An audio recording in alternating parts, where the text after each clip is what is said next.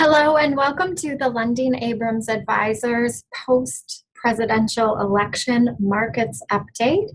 November is off to a very dramatic start. After 108 years, the Chicago Cubs won the World Series.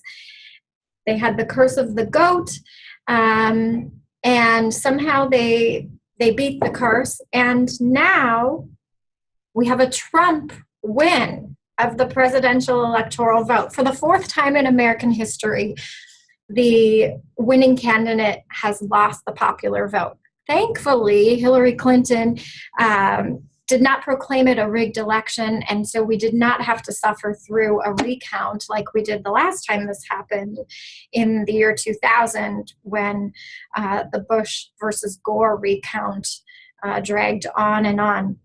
So it's interesting. Now we have some certainty, and as we all know, markets love certainty, and it's an interesting combination of certainty and uncertainty because Mr. Trump has a very defined plan per se, but there are other pieces of the puzzle that we're just not sure how things will land, particularly because the Republican Party has become rather divided on strategy since they've elected Donald Trump, who is the anti-establishment candidate. And so there's a lot of disagreement within the party. It will be interesting to see how the party dynamics play out. So far, though, it seems that the Republican Party is quite pleased with the election, and although Democrats are dismally depressed, we're focusing on markets today and the global economy. So we really have to consider what are the policy implications of a Trump presidency. What we suspected might happen is that the markets would fall apart upon a Trump election. And initially, panic did ensue the night of the election. Global equities went down 5 to 10% overnight as his victory became clear. And the U.S. Treasury 10-year yield declined 15 basis points overnight. However, after his acceptance speech, markets recovered with a huge bullish run to the upside, with some sectors up, some down, as investors imagine what industries might positively or negatively be affected by a Trump presidency.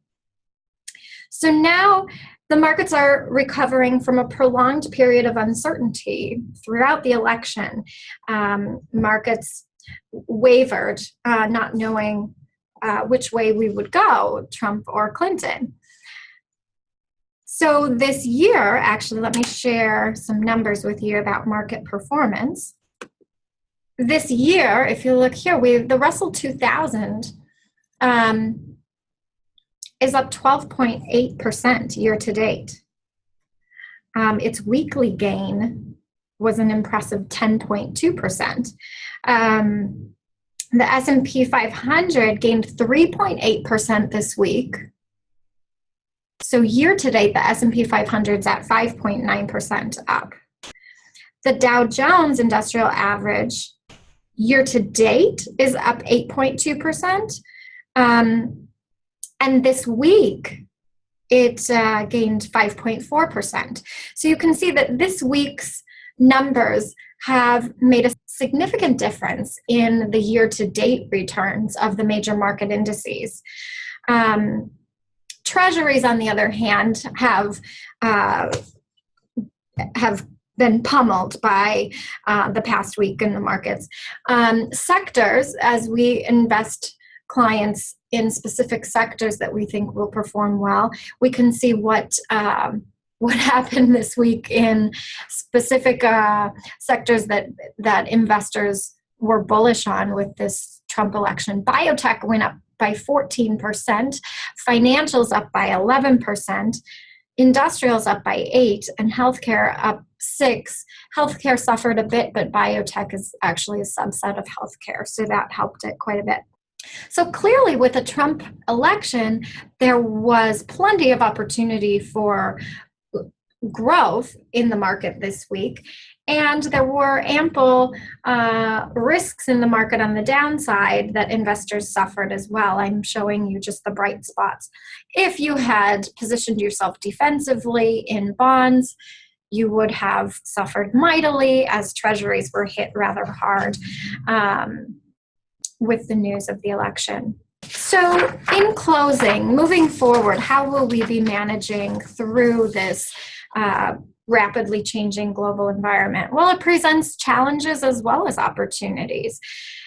Diversification is always your best friend in investing. It's our job as investment advisors to take advantage of the unique situation by providing an optimal combination of risk and return for each client. Please visit our website to keep in touch at LundeenAbrams.com. You will find links to our social media, so you may follow us on Facebook, Twitter, or even schedule an appointment by clicking on this link.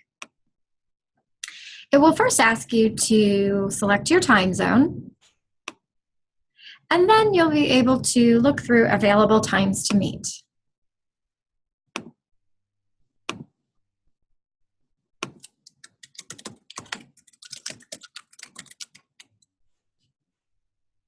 Thanks for watching, and I hope to connect with you in person or online sometime soon.